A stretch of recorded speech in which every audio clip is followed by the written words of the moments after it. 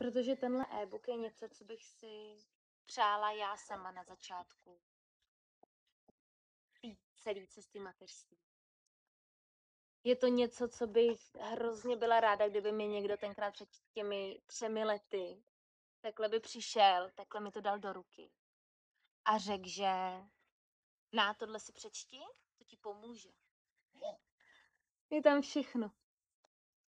Jsou tam vzestupy, pády,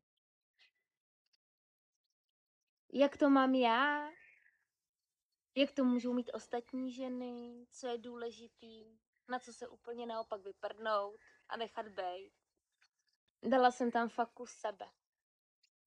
Pokud se cítíš ztracená, tady ty jako fakt těžký roli mámy, tak tě tímto zvu. Přečti si to, pomůže ti to. A pokud na to nechceš být sama, připoj se do naší facebookové skupiny, kde doufám, že vytvoříme skvělou partu. Dělat jinak, to jde. A je to skvělý. Holčičce, mojí dceři teď budou 4 roky.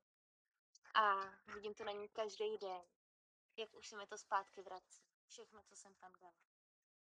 A přála bych si to každý ženě, aby tohle zažilo, protože to je něco